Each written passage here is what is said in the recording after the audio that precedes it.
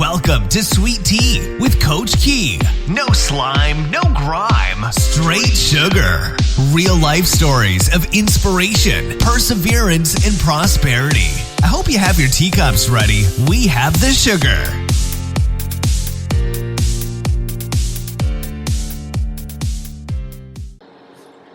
Change your diet. Oh my goodness.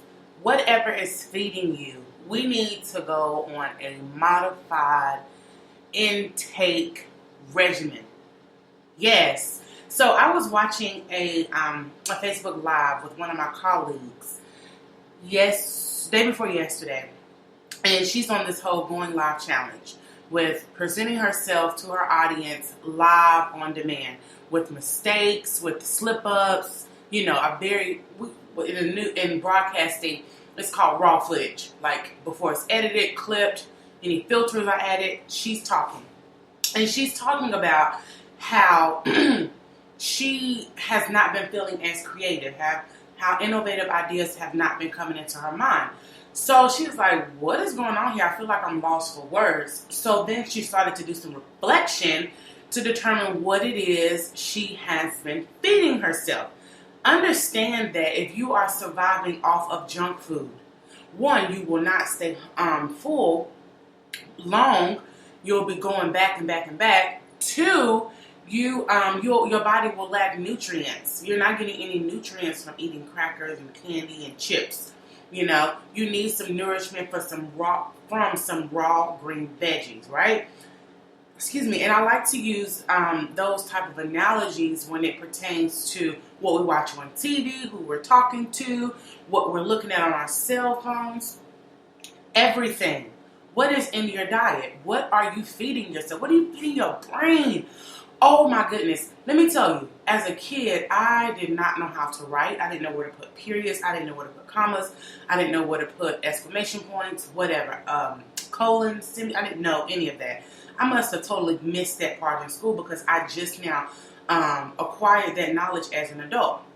Hence me writing 2 books. But now I'm at a point where I feel like my greatest asset is my brain. Because with the mind, we serve the Lord, right? So if I'm not able to allow my mind and my spirit to work together, to align my steps and for me to take off in a direction where I need to go to fulfill my destiny, then I'm all off track. So yesterday I had an appointment, and instead I left my phones, because I have more than one phone.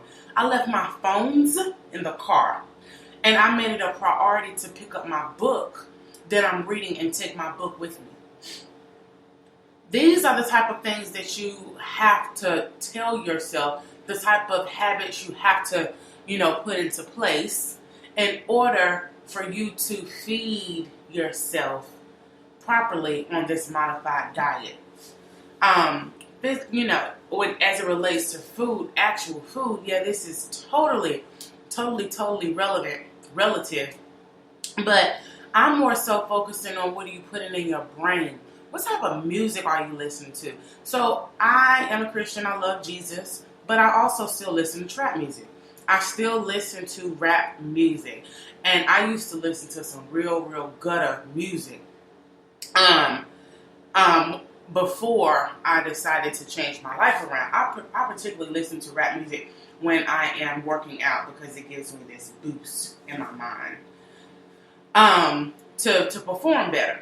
So when I'm working out, I'll sometimes listen to an unedited version. I'm just like, ugh, this is too much. Like I can't take it because it's just too many. It's too much, and I have not conditioned my brain to take, or my ears to take certain things being said and the way that they're said. That's just not acceptable to me because I have conditioned myself to take in a certain type of vibe, and certain music gives me a different type of vibe. Also, certain television shows. I was watching a movie a couple days ago with my mother-in-law, and we thought it was just a regular movie about social media. It turns into this whole demonic thing. I'm like, oh, no. I'm not about to watch this. The movie was good, but I know that I'm not going to feed my brain this type of junk. This type of junk. And I have also started to change my diet and get back to slowly going back to the lifestyle that I had when I lost 200 pounds. I am finally, Jesus, thank you, back to losing weight again. Thank you, Lord. With my modified diet. So with my modified food, I'm also taking the course to change what I am allowing to enter into my brain. Bad news, and I don't accept it as that. If something hits me on the surface, I determine how it is internalized. I determine how it is placed into my own quote unquote universe. I determine that. I have the power to do that. I have the power to say, you know what, this seems bad, but it ain't going to be bad today. It's not going to be bad for me. It may be a delay, but you know what? Apparently I need more time. You know, it may be a no, but maybe that wasn't the right direction to go. I have the power with my modified diet to change the way that I receive or perceive a situation, a circumstance. And you too have that same authority and power. But what is your diet looking like? What does it look like? Are you feeding yourself negative advice from a negative person who simply does not know any better? Anytime something bad happens, they up in a frenzy. They're going crazy. They're stressed out. They're back to square one with believing God, you know, and you are allowing that energy to be around you and to, you know, be incorporated into your thought patterns.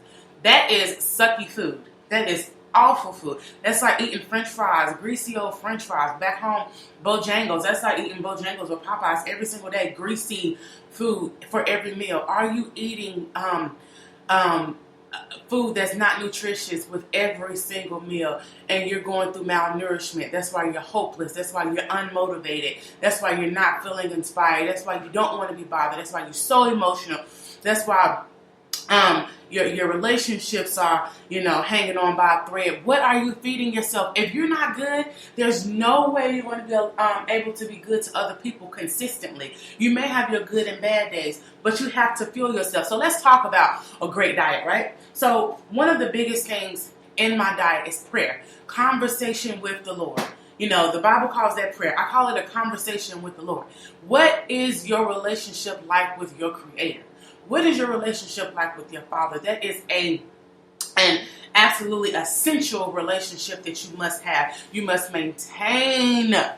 That's number one, right? The second relationship, the second pillar is, what type of relationship do you have with yourself? What do you think about you? If there's something going on with you that you don't like, change it. You have the power. You have the capacity to change whatever it is that you do not like about yourself. Your arms, your back, the way you read, whatever it is, you have that power to change that, right? And the last thing is your morals and values. If you are abandoning your own values to live in somebody else's their whole blueprint for how you live life, you're going to be miserable. I lived like that for so long, girl. I lived like that for so long. My life was dependent upon what somebody else thought. What they thought about marriage, what they thought about friendship, what they thought about kids, what they thought about taxes, what they thought about success. No, ma'am. You have the power and authority to be yourself fully, but only if you are properly nourishing your spirit, mind, and body. What are you feeding yourself? What does your diet look like? Right now, take full inventory. Look at your apps on your phone. Look at your text messages in your phone. Look at your internet research. Look at the pictures in your phone. What are you feeding yourself? And I say cell phone because our millennial generation, that's our lifeline. Sadly, it is. Let's look at that. Let's look at the things that you've been talking about. The people that you have in your space. You know, go through your Instagram and go to your heart that's on your Instagram or whatever it is, where you can go see the pictures that you like. It'll tell you the type of hashtags that you have been hitting, double tapping on. What type of things spark your interest? And are those things really, really, really interesting to you? Or are you just conditioning yourself to go in a direction that is familiar? Is it that you really don't like drama? You really don't like chaos, but you love the arts and you love drama the real drama, theater, acting. But you find that you are driven to watch certain type of shows or whatever because they have a piece of that, you know? Is it that you, this is a really crappy example, but is it that you like French fries? So, I mean, is it that you like potatoes, so you constantly eat French fries? But potatoes can be prepared many different type of ways, you know? What is it? What is it? Are you looking for companionship, but you value marriage, you value relationships, but you are holding on to a toxic one instead of going into the unknown and acquiring an amazing relationship with multiple people with similar interests, similar values, but you're just doing what's comfortable and convenient. Well, it's not really comfortable, and it's surely not convenient, but it's what you know, right? So, what does your diet look like? That's the assignment. Look in your phone, at your recent calls, your text messages, your internet history, the search history, like when you go to Google Chrome or Safari, look at that history. Look at your timeline. Who is popping up on your timeline? What type of memes are you looking at? What type of things do you find humorous? Look at that stuff and ask yourself, is it conditioning you to get to the next level in your life where you see yourself going? And we'll start from there. As always, I am your coach, Coach Keisha Austin. You can contact me, support at CoachKeishaAustin.com. You can also find me on Facebook and Instagram, Coach Keisha Austin. I hope that you have a wonderful week and take care.